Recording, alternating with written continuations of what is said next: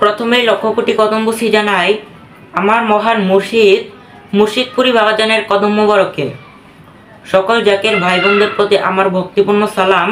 আসসালামু আলাইকুম রহমতুল্লাহি ওয়া বারাকাতুহু। মন খারাপ না করাই তরিকা। খাজা বাবার নির্দেশ জৈনব জাকের ভাইদের বাড়িতে মিলাদ পড়াতে গেলাম। দরবারের বেশ কয়েকজন খাদেম আমার সঙ্গী হয়ে পাঠালেন। যথাসময়ে উপস্থিত হইলাম। এশার নামাজ শেষে মিলাদ শুরু হইল। কতিপয় ওহাবি আলেম আসিয়া আমাকে বিভিন্ন বিষয়ে প্রশ্ন জিজ্ঞাসা করতে লাগলেন। আমি বিনয়ের সহিত সঠিকভাবে প্রশ্নের উত্তর দেওয়ার চেষ্টা করলাম। দীর্ঘক্ষণ ওয়াজ নসিহত মিলাদ পড়া হইল। রাত 11টার দিকে দোয়া করে অনুষ্ঠান সমাপ্ত করা হইল। সন্ধ্যা রাতে আমাকে যে কামরায় বসতে দেওয়া ছিল, আমি অনুষ্ঠান শেষে সেই কামরায় গিয়া ঢুকলাম। যাইয়া দেখি যে বাড়িওয়ালা আমাদেরকে দাওয়াত দিয়ে নিয়া গিয়াছিল, সে ব্যক্তি সে কামরায় আরামে ঘুমাইতেছে। তা দর্শনে আমার অত্যন্ত রাগ হয়। দরবার থেকে যারা আমার সঙ্গে গিয়েছিল, আমি তাদেরকে বলিলাম ও বাড়িতে রাত্রে থাকা যাবে না। আমাদেরকে দাওয়াত করে এনে বিরোধীদের সামনে রেখে যে নিশ্চিন্তে ঘুমাইতে পারে, তার বাড়িতে খাওয়া যায় না, থাকাও যাবে না। আমি আমার সিদ্ধান্তে অটল। সঙ্গীতের অনিচ্ছা সত্ত্বেও আমি পায়ে হেঁটে 10 থেকে 12 কিলোমিটার রাস্তা পাড়ি দিয়ে দরবারে চলে আসি। পরের দিন খাজা বাবা সফরে যাবেন গাইবান্ধা এলাকায়। সফর সঙ্গীদের নিয়ে জামালপুর রেল স্টেশন গাড়ির অপেক্ষা করতেছেন। কে বা কারা জানি না খাজা বাবার কাছে গত রাত্রের ঘটনা উল্লেখ করে আমার বিরুদ্ধে বিচার দেয়।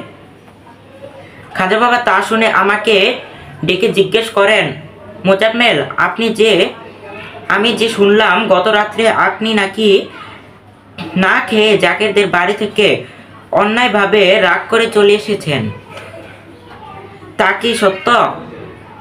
কি বলবো বুঝতে না পেয়ে মাথা নিচু করে দাঁড়িয়ে থাকি। ইতিমধ্যে খাজা বাবা আমাকে অত্যন্ত কঠোরভাবে কিছু কথা বলে শাসান। আমার মন অত্যন্ত খারাপ হয়ে যায়। সফরে যাওয়ার উল্লাস থেকে মন বিষাক্ত হয়ে যায়। মনে মনে ভাবিলাম, আল্লাহর ওলিরা যদি সবই জানেন, সবই দেখেন, তাহলে আমাকে শাসাবেন কেন? আমি তো খারাপ কিছু করি নাই। এর মধ্যে গাড়ি স্টেশনে ঢুকে পড়ল। বাবার সফর সঙ্গীরা দ্রুত গাড়িতে উঠে পড়ল।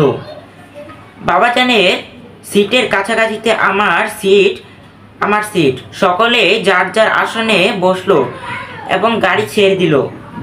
গাড়ি ইসলামপুর স্টেশনের কাছাকাছি পৌঁছালে বাবাজান উঠে এসে আমার পাশে বসা জাকের ভাইকে সরিয়ে তিনি তার আসনে বসেন।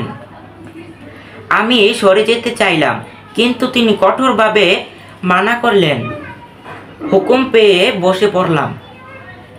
বাবাজান বলতে লাগলো, মোজাম্মেল, গাড়ি এখন কোথায়?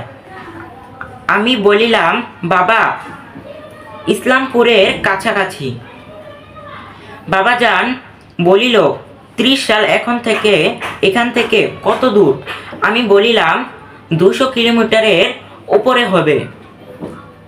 খাজা বাবা বলিলেন, শিকল টেনে গাড়ি থামিয়ে এখন যদি আপনাকে নামিয়ে দিয়ে বলি হেঁটে হেঁটে বাড়ি চলে যান, তাহলে কি আপনি মন খারাপ করবেন? আমি বলিলাম, তাই তো হবেই।